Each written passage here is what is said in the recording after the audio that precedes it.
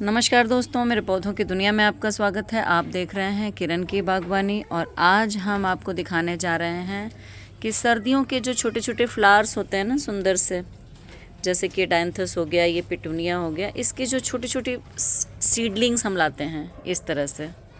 ये इसकी सीडलिंग है पिटूनिया की। अब इसमें मुझे नहीं पता कि कौन कौन से कलर निकलेंगे, लेकिन अलग अलग कलर निकलेंगे।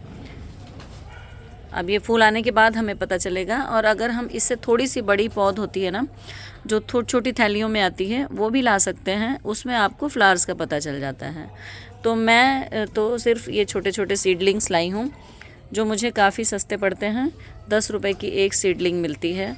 तो हम काफ़ी सारे इसके सीडलिंग्स लाए हैं। कुछ डायंथस के 2-3 कलर के लेके आए हैं। ये देखिए, एक ये कलर, एक ये कलर, और ये बैगन के 2 हैं पौधे। ये भी सीडलिंग्स ही हैं, देखिए इस तरह से।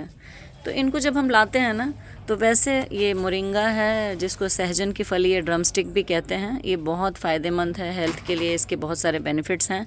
तो इसलिए मैं एक ये पौध इसके ले आई हूँ। और उन्होंने ये बताया कि ये 12 मासी है, मतलब 12 मास इसमें फल आते रहते हैं। जनरली सहजन या ड्रमस्टिक में साल में एक बार फल आता है और बहुत सारे फल आके फिर ख़त्म हो जाता है। तो सारा साल आप उसके पत्ते यूज़ कर सकते हैं, लेकिन फ्लावर्स और फूल आपको साल में फल एक बार मिलते हैं। तो ये 12 मासी वाला है और बताया कि बहुत जल्दी ये बड़े हो जाएंगे और इसमें फल आने लग जाएंगे, मतलब साल के अंदर ही इसमें फल आने लगेगा। और ये है डहेलिया की भी काफ़ी बड़ी सीडलिंग्स हमें मिल गई हैं। तो ये सब लेके आए हैं। एक ये कॉक्सकॉम का पौधा लेके आई हूँ। इससे हम बाद में बहुत सारे बीज बना सकते हैं। जब ये सूख जाएगा ना, तो ये नीचे इसमें इस तरह के सीड पॉट्स बनते रहते हैं और इससे फिर हम बहुत सारे प्लांट्स बना सकते हैं नेक्स्ट सीज़न में। तो मेरे पास नहीं था, तो फ़िलहाल मैं ये एक प्लांट लेके आ गई। एंड ये मुझे सिर्फ 20 रुपीज़ का मिला था बैग में, पॉली बैग में था, छोटे से में। तो इसको मैंने एज़ इट इज़ इसमें प्लेस करके और ऊपर से मिट्टी डाल दी है। तो आज आपको मेरे को बस ये बताना था कि जो ये हमारे जो छोटे छोटे सैपलिंग्स जो हम लेके आते हैं ना, सीजनल फ्लावर्स के, विंटर्स के फ्लावर्स के, या किसी भी तरह के सीडलिंग्स, ये सब्जियों के पौधे या फ्लावर्स के पौधे, इसकी जो सीडलिंग्स लाते हैं, जो ये इतने छोटे छोटे इसमें जो ये निकले हुए, मतलब बहुत छोटा पौधा होता है, इसको सीडलिंग्स बोलते हैं। ये लोग बीज से उगाए हुए पौधे होते हैं। तो इनको एक तो ला के हमें रखना नहीं है, तुरंत लगा देना है। जैसे बाकी पौधों के लिए कहा जाता है ना कि नर्सरी से ला के आप कुछ दिन इनको अपने यहाँ सेट होने दीजिए फिर लगाइए, लेकिन विंटर के फ्लावर्स के लिए हमारे पास समय नहीं होता है, तो हम इसको एज इट इज़ लगाते हैं। फिर एक और बात, मिट्टी जो ये पिटूनिया वगैरह लगता है ना, जो भी विंटर के फ्लावर्स लगते हैं, उसकी मिट्टी बहुत रेतीली, थोड़ी सी सैंडी सॉइल लेना है आपको। भुरभुरी मिट्टी लेनी है जिसमें रेत की मात्रा थोड़ी हो। और ये देखिए, मैं एक कंपोस्ट भी लेके आई हूँ। ये भी हम इसमें मिट्टी में मिला देते हैं ताकि उनको न्यूट्रिशन मिलता रहे। तो ये मिट्टी बना के रखी हुई है ऑलरेडी पॉट्स के अंदर। और ये देखिए, इन पॉट्स में अब हम इन पौधों को लगाएंगे। तो ये मेरे बोट शेप के प्लांटर्स हैं, तो इसमें हम 2 या 3 लगा सकते हैं आराम से, पिटूनिया और डायंथस दोनों। तो हमारे इसमें ये लग जाएंगे पिटूनिया और डायंथस। और इनको हमें क्या करना है, लगाते टाइम इसकी ये जो जड़ें हैं ना, इसको बिल्कुल भी छेड़ना नहीं है। जस्ट थोड़ा सा गड्ढा बनाना है, इसको एज इट इज़ रख देना है इसमें, ठीक है। एज इट इज़ रखना है, बिल्कुल भी जड़ों को छेड़े बिना, क्योंकि हमारे पास इतना समय नहीं होता है विंटर के पौधों के लिए कि हम इनकी जड़ें छेड़ दें तो ये दोबारा पनपने में टाइम लगाएं। इतना समय नहीं होता, फिर आपकी फ्लावरिंग आने में लेट हो जाएगा। तो इसलिए करना क्या है, इसको बस गड्ढा करना है और एज इट इज़ ये जो इसकी जड़ें हैं, इसको बिना छेड़े ऐसे बीच में प्लेस करके, बिना प्रेस किए, इसको साइड से बस मिट्टी से दबा देना है। तो ये हमें करना है, इस तरह से इसको लगाना है बिना जड़ों को छेड़े। तो क्या होगा, और फिर इसमें हल्का सा पानी देके हम इसको 1 या 2 दिन छाया वाली जगह पर रख देंगे। छत पे ही गर्माइश होनी चाहिए, छाया होनी चाहिए, ताकि ये पौधे छोटे और नाजुक होते हैं ना, तो ये सेट हो जाए। उसके बाद फिर हम उसको डायरेक्ट धूप में रख देंगे। 2 या 3 दिन के बाद आप इसको बिल्कुल डायरेक्ट धूप, जहाँ पे 3-4 घंटे की आती हो सुबह की, या पूरे दिन की तो तेज़ धूप नहीं कहेंगे हम, हमारे यहाँ तो जैसे बहुत हल्की हो गई है इस वक्त धूप, तो हम धूप में रख सकते हैं डायरेक्ट। अगर आपके यहाँ तेज़ धूप आती है तो फिर इसको 2-3 घंटे की सुबह की धूप लगा के फिर इसको शेडी एरिया में थोड़ा सा रखना पड़ेगा, क्योंकि बहुत नाजुक प्लांट्स होते हैं।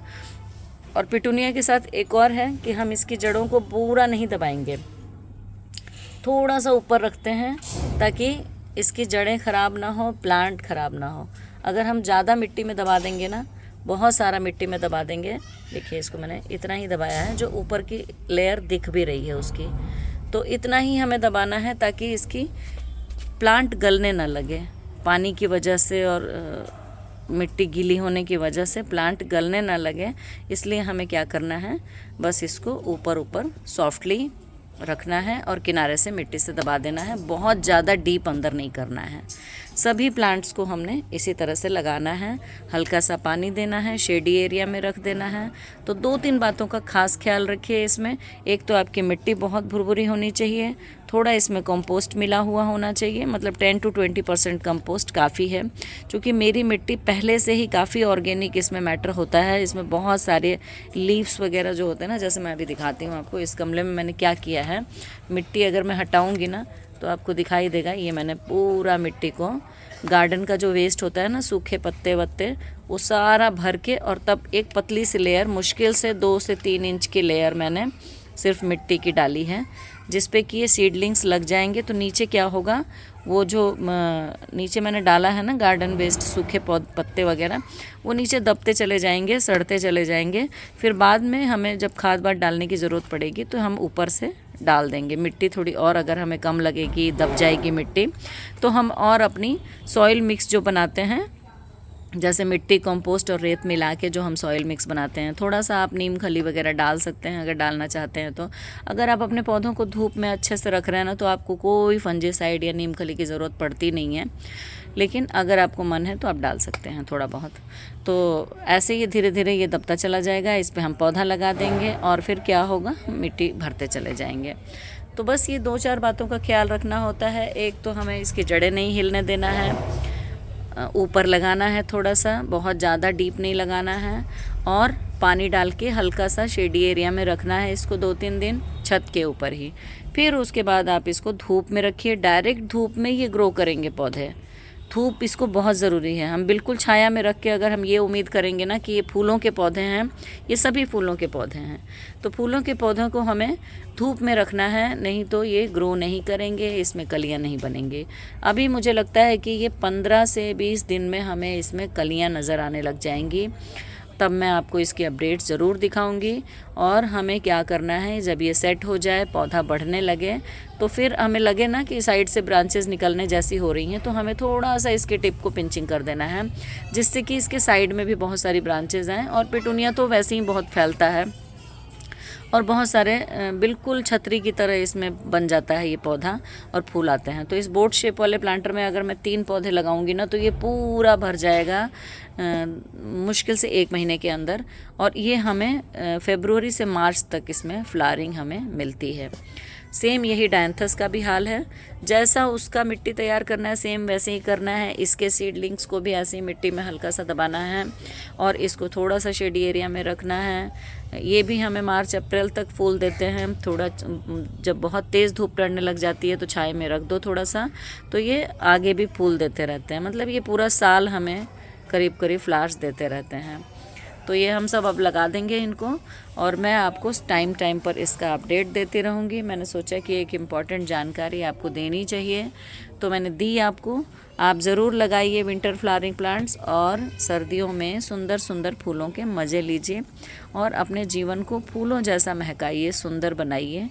मिलते हैं फिर नई वीडियो के साथ। वीडियो पसंद आया हो तो लाइक ज़रूर कर दीजिएगा दोस्तों, और शेयर भी कर दीजिएगा लोगों के साथ में, ताकि उन्हें भी अच्छी जानकारियाँ मिलती रहें। और चैनल को प्लीज़ सब्सक्राइब कर लीजिएगा। मिलते हैं फिर नई वीडियो के साथ। Thank you so much. Bye bye.